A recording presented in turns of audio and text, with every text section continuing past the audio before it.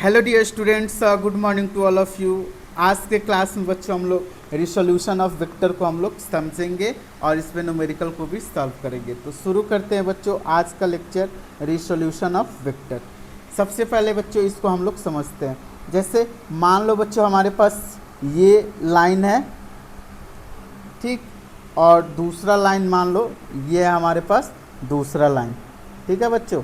अगर इसको मान लो 3 मीटर और इसको मान लो 4 मीटर, तो मैं इसका हाइपोटेनियस पूछूंगा तो क्या करोगे? तो इसका हाइपोटेनियस फाइंड करने के लिए बच्चों पाइथागोरस थ्योरम को यूज करोगे। जैसे ये साइड है 3 मीटर और ये साइड है 4 मीटर, तो मान लो ये AC साइड है, तो AC इक्वल टू लिखोगे under root 3 square plus 4 square, तो ये हो जाएगा बच्चों under root 25 equal to 5 metre. तो यहाँ पे बच्चों हम लोग ने क्या किया, यहाँ पे हमारे पास दो साइड दिया हुआ था AO और OC। इस दोनों साइड से हम लोग तीसरा साइड फाइंड किए AC, जिसको हम लोग बोल रहे हैं हाइपोटेनियस। तो AC को हम लोग बच्चों फाइंड किए इन दोनों लाइन से। तो यहाँ पे एक और चीज़ बच्चों हम लोग फाइंड कर सकते हैं। जैसे मान लो यहाँ पे एंगल थीटा है, ठीक है, तो यहाँ पे बच्चों मैं पूछूंगा tan थीटा इक्वल टू क्या होगा, तो बोलोगे बच्चे 3/4। ओके, तो यहाँ पे हम लोग ने बच्चों दो चीज़ फाइंड किया। पहला tan थीटा का वैल्यू और दूसरा हम लोग ने फाइंड किया AC का वैल्यू, ठीक है बच्चों। तो दो लाइन अगर एक दूसरे से परपेंडिकुलर है तो उसका हाइपोटेनियस निकाल सकते हैं और उसके बीच का एंगल थीटा निकाल सकते हैं। तो अगर इसके रिवर्स हम लोग सोचे, जैसे मान लो बच्चों हमारे पास एक लाइन है, ठीक है, जैसे मान लो ये हमारे पास एक लाइन है, ठीक, जो कि इसका लेंथ है 5 सेंटीमीटर और ये लाइन एक्स एक्सिस से बच्चों थीटा एंगल ड्रॉ करता है। ये मान लो एक्स एक्सिस से थीटा एंगल ड्रॉ करता है, ठीक है बच्चों। ये मान लो थीटा और ये मान लो एक्स एक्सिस। तो ये जो ग्रीन कलर का लाइन होगा उसको मान लो OC। तो इस ग्रीन कलर का जो लाइन है वो दो लाइन से मिलकर के बना होगा, एक एक्स एक्सिस के अलोंग, एक वाई एक्सिस के अलोंग। जैसे बच्चों हमने यहाँ पे दो लाइन से तीसरा लाइन फाइंड किया, तो क्या हमारा तीसरा लाइन मतलब हाइपोटेनियस दिया रहा है और एंगल दिया रहा है, तो इस साइड को फाइंड कर सकते हो, बिल्कुल फाइंड कर सकते हो, ठीक है। तो इससे इसका जो कंपोनेंट होगा एक्स एक्सिस में उसको मान लो बच्चों AX, जिसका वैल्यू होगा A cos थीटा, और AY वाई एक्सिस में इसका जो कंपोनेंट होगा वो होगा बच्चों AY equal to A sine theta. तो यहाँ पे देखो बच्चों हमारे पास हाइपोटेनियस था, तो इसमें दो लाइन हम लोग ने फाइंड किया, O इसका नाम दे दो A और यहाँ पे AC जिसका साइड है A साइन थीटा। तो हम लोग वेक्टर्स इन कंपोनेंट फॉर्म या रिसोल्यूशन ऑफ वेक्टर में यही चीज़ को बच्चों हम लोग पढ़ते हैं। जैसे मान लो हमारे पास ये है एक्स एक्सिस, ये है बच्चों एक्स एक्सिस, ये है एक्स एक्सिस और ये है बच्चों वाई एक्सिस, ठीक है। अब देखो बच्चों ये जो एक्सिस है ना एक्स वाई, इसको हम लोग बोल सकते हैं 2D या हम लोग बोल सकते हैं प्लेन। प्लेन में दो एक्सिस होता है, एक एक्स एक्सिस और एक वाई एक्सिस। अब बच्चों मान लो इस प्लेन में कोई वेक्टर लाई करता है जो कि हॉरिजेंटल से एंगल बनाता है थीटा। जरूरी नहीं है बच्चों यहाँ पे हॉरिजेंटल से ही एंगल बनाए, क्वेश्चन में वर्टिकल से भी दे देगा, ठीक है। तो जिस साइड थीटा अटैच रहता है, तो इस A वेक्टर का कंपोनेंट बच्चों होगा दो डायरेक्शन में, एक होगा ये AX होगा और एक होगा Y डायरेक्शन में Y डायरेक्शन में होगा AY। तो देखो बच्चों यहाँ पे जो A वेक्टर है वो दो वेक्टर से मिलकर के बना है, एक हो गया AX और दूसरा हो गया बच्चों ए वाई। दूसरा क्या हो गया, ए वाई। इसको हम लोग बच्चों बोलेंगे ए वाई। ये वाला साइड और ये वाला साइड दोनों इक्वल होंगे, ठीक है। जब किसी वेक्टर को सेम डायरेक्शन में सेम लेंथ या मैग्नीट्यूड को डिस्प्लेस करते हैं तो उसका वैल्यू चेंज नहीं होता है, ठीक है बच्चों। तो ए एक्स हो गया। अब देखो बच्चों, ए एक्स जो कंपोनेंट है वेक्टर ए का, एक्स डायरेक्शन में जो कंपोनेंट है ए एक्स, उसका डायरेक्शन भी होता है। और डायरेक्शन के लिए बच्चों हम लोग ने आई कैप लिखते हैं और ए वाई के लिए लिख लेंगे ए जे कैप, ठीक है। तो देखो ये ए वेक्टर है, वो दो वेक्टर से मिलकर के बना है ए एक्स और ए वाई। तो इस ए वेक्टर को हम लोग लिख लेंगे बच्चों vector A equal to A X I cap plus A Y J cap. अब बच्चों देखो ए एक्स आई कैप जो है ना वो वेक्टर है एलॉन्ग एक्स डायरेक्शन में, और ए वाई जो है वो वेक्टर है एलॉन्ग वाई डायरेक्शन में, ठीक है। जे कैप क्या डिनोट कर रहा है, वाई डायरेक्शन, और आई कैप क्या डिनोट कर रहा है, एक्स डायरेक्शन। ए एक्स क्या है बच्चों, component of vector A, component of vector A along X axis. वैसे ही बच्चों ए वाई क्या है, component of vector B, sorry component of vector A along Y axis. तो बच्चों हम लोग किसी भी वेक्टर को 2D में लिख सकते हैं, एक एक्स एक्सिस के अलॉन्ग होगा, एक वाई एक्सिस के अलॉन्ग होगा, ठीक है बच्चों। अब ये जो हम लोग ने वेक्टर ए कंसीडर किया है उसका मैग्नीट्यूड क्या होगा, तो मैग्नीट्यूड ऑफ वेक्टर ए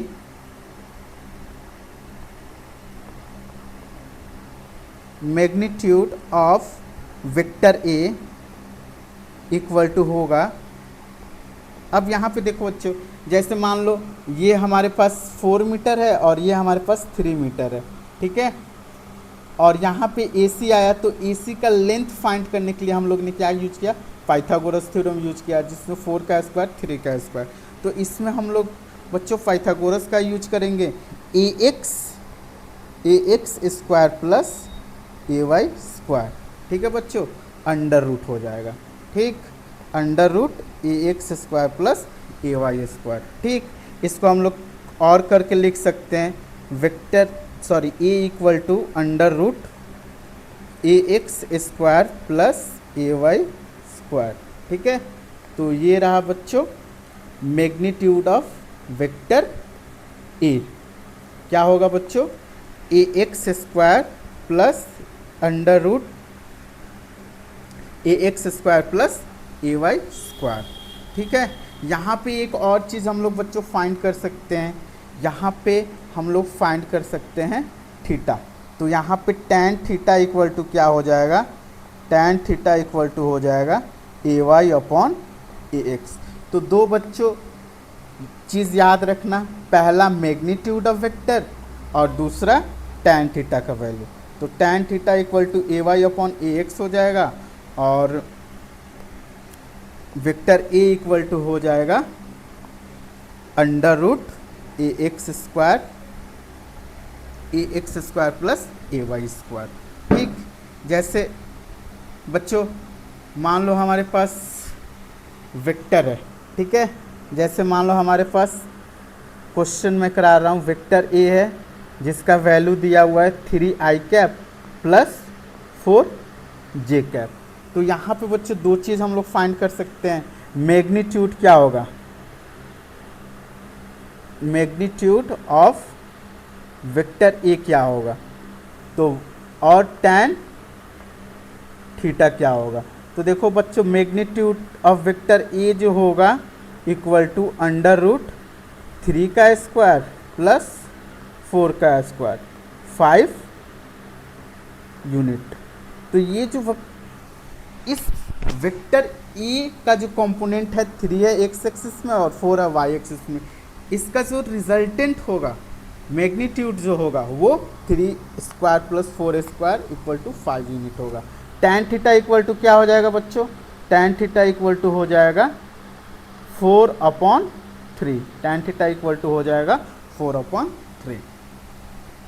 अब देखो बच्चों, जैसे हम लोग ने 2D में फाइंड किया रिसोल्यूशन ऑफ वेक्टर, वैसे 3D में भी रिसोल्यूशन ऑफ वेक्टर होता है। ठीक है बच्चों, जैसे यहाँ पे देखो बच्चों, हमारे पास 3 एक्सिस है, एक है एक्स एक्सिस, एक है एक्स एक्सिस, दूसरा है वाई एक्सिस, दूसरा है वाई एक्सिस और तीसरा है जेड एक्सिस। अब देखो बच्चों, मान लो ये रूम का जो बीम होता है ना, वहाँ पे 3 बीम को कंसीडर कर लो, एक X axis, Y axis, Z axis, या क्यूब का एक कॉर्नर ले लो। ठीक, अगर मान लो कोई पॉइंट उस क्यूब के अंदर है, तो उस पॉइंट के पास जाने के लिए क्या करोगे बच्चों? तो पहला चीज़ उस पॉइंट पे पास आना है। तो देखो, जैसे मान लो ओरिजिन से हम चलना शुरू करेंगे, ये रहा ओरिजिन से हम शुरू करेंगे चलना, तो एजेड में ये एक लेंथ हम लोग चलेंगे। ठीक, एजेड में ये लेंथ चलेंगे।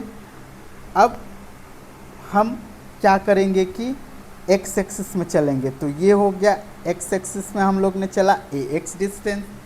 फिर ऊपर की तरफ ए वाई में हम चलेंगे, तो उस पॉइंट पे डायरेक्ट आ जाएंगे।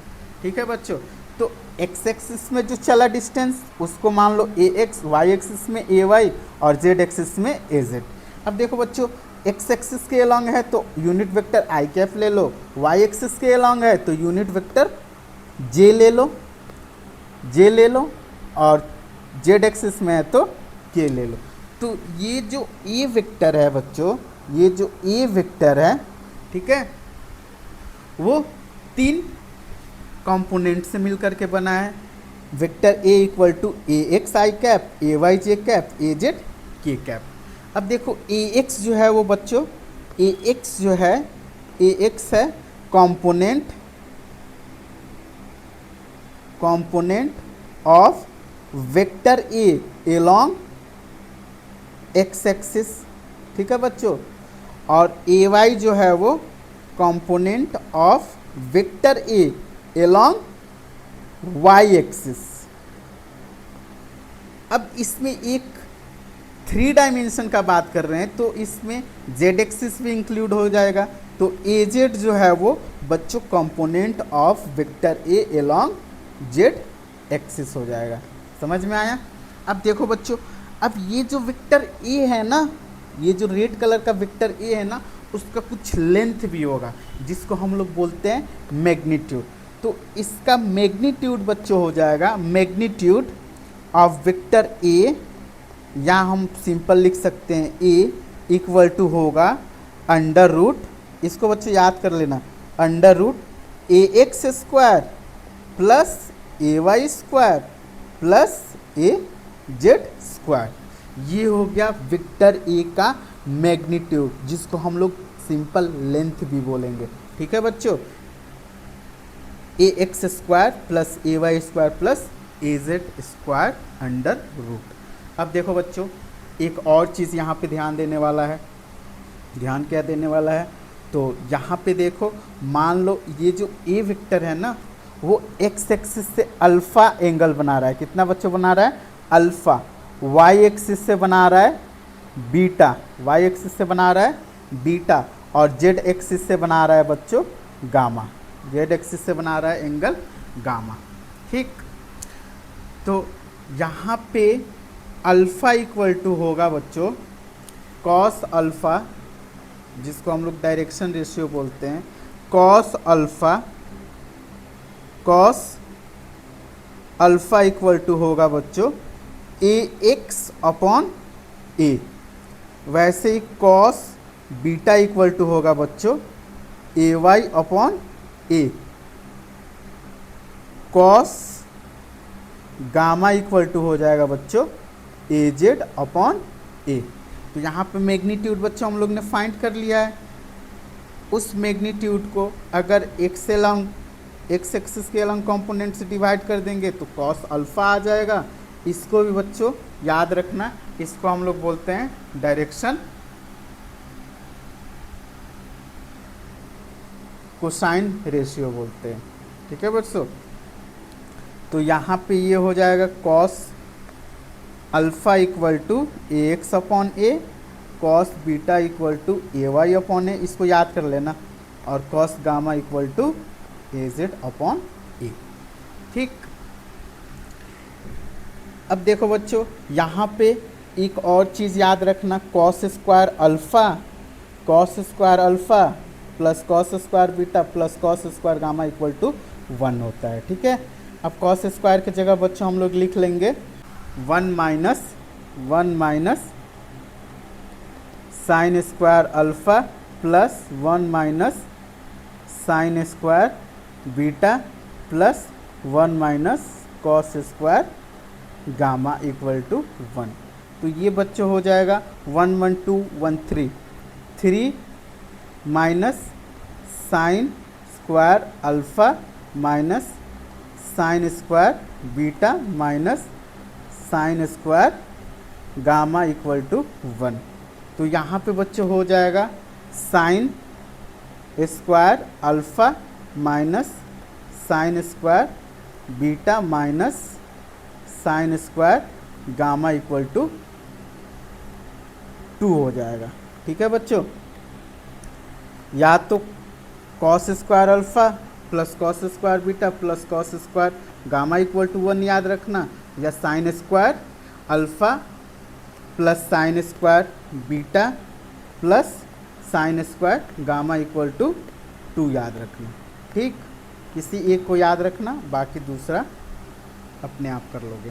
ठीक, अब देखो बच्चों क्वेश्चन को सॉल्व करते हैं, क्वेश्चन से आसानी से समझ आएगा। देखो क्वेश्चन कह रहा है बच्चों, हमारे पास p वेक्टर है, p equal to 3i cap plus 4j cap plus 12k cap, then find magnitude and direction ratio.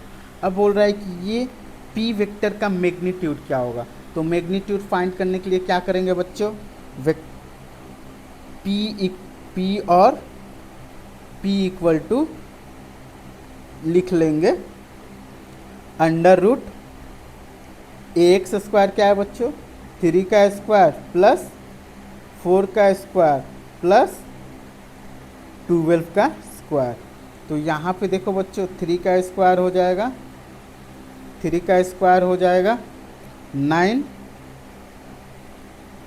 Plus 4 का स्क्वायर हो जाएगा 16 प्लस 12 का स्क्वायर हो जाएगा 144। तो इसका बच्चों p इक्वल टू आ जाएगा 169। ठीक, तो p इक्वल टू हो जाएगा 169, 13 का स्क्वायर रूट होता है 13 यूनिट। ठीक है बच्चों, अब डायरेक्शन को साइन पूछ रहा है, तो हम लोग जानते हैं कॉस अल्फ़ा इक्वल टू क्या होता है ए एक्स अपॉन ए। तो यहाँ पे ए एक्स के जगह बच्चों 3 है और ए की जगह p है अपॉन 13 हो जाएगा। वैसे ही कॉस बीटा इक्वल टू हो जाएगा, cos beta equal to 4 upon 13, cos gamma equal to हो जाएगा 12 अपॉन 13। तो इजी है बच्चों, इसमें या तो मैग्नीट्यूड पूछेगा या तो डायरेक्शन कोसाइन पूछेगा। ठीक, इसके अगला क्वेश्चन को हम लोग करते हैं बच्चों, find out the angle made by vector A equal to i cap plus j cap plus k cap from x axis Y axis and z axis. मतलब बच्चों डायरेक्शन कोसाइन पूछ रहा है। ठीक है, एक्स एक्सिस से जो एंगल बनाता है उसको अल्फ़ा बोलते हैं, वाई एक्सिस से बनाता है बीटा बोलते हैं, और जेड एक्सिस से बनाता है उसको गामा बोलते हैं। ठीक, तो यहाँ पे बच्चों वेक्टर ए इक्वल टू दिया हुआ है आई cap plus j cap plus k cap. ठीक है बच्चों, तो इसका अब मैग्नीट्यूड क्या हो जाएगा, ए इक्वल टू अंडर रूट 1 का स्क्वायर प्लस 1 का स्क्वायर प्लस 1 का स्क्वायर। तो ये हो जाएगा a equal to under root 3। अब देखो बच्चे यहाँ पे इस वेक्टर का ये मैग्नीट्यूड फाइंड किया है, वह अब ये फाइंड कर लिया तो कॉस अल्फ़ा इक्वल टू होता है यहाँ पे 1 है बच्चों, यहाँ भी 1, यहाँ भी 1, 1/√3। कॉस बीटा इक्वल टू हो जाएगा 1/√3। कॉस गामा इक्वल टू हो जाएगा 1/√3। ठीक है, तीनों का वैल्यू सेम होगा। नेक्स्ट क्वेश्चन बच्चों हम लोग सॉल्व करते हैं। क्वेश्चन क्या कह रहा है? A force is inclined at an angle 60 degree from the horizontal components of force is 40 Newton. Calculate the vertical component. ठीक है बच्चों, यहाँ पे इफ कोई फोर्स है जो कि हॉरिजेंटल से 60 डिग्री एंगल फॉर्म कर रहा है, ये मान लो फोर्स हो गया बच्चों। F इक्वल टू, फोर्स होता है वो वेक्टर क्वांटिटी होता है, F इक्वल टू हो जा दिया हुआ है 40 न्यूटन। अब देखो बच्चों, इस F का दो कंपोनेंट होगा। एक्स एक्सिस से एंगल बनाया है बच्चों 60 डिग्री, तो ये देखो 60 डिग्री, एक्स एक्सिस से 60 डिग्री, और ये मान लो वाई एक्सिस। ठीक है बच्चों, ये हो गया वाई एक्सिस। ठीक, तो देखो एफ एक्स इक्वल टू क्या हो जाएगा बच्चों? एफ कॉस 60 डिग्री, और एफ वाई क्या हो जाएगा बच्चों? F sine 60 degree. ध्यान देना बच्चों, यहाँ पे जिस साइड से थीटा अटैच रहता है ना, उसको डायरेक्ट कॉस थीटा लिख देना, ठीक है, और उसके अपोजिट वाले को साइन थीटा। तो यहाँ पे कैलकुलेट द वर्टिकल कंपोनेंट बोल रहा है, तो एफ वाई वर्टिकल कंपोनेंट है। F Y equal to F sine 60 degree. Sine 60 degree का वैल्यू कितना होता है बच्चों? 40 इंटू √3/2, तो ये हो जाएगा 20√3। तो देखो बच्चों, इस वेक्टर एफ फोर्स का वाई एक्सिस में जो फोर्स लगेगा, इसका कुछ पार्ट वाई एक्सिस में लगेगा, वो 20√3 हो जाएगा।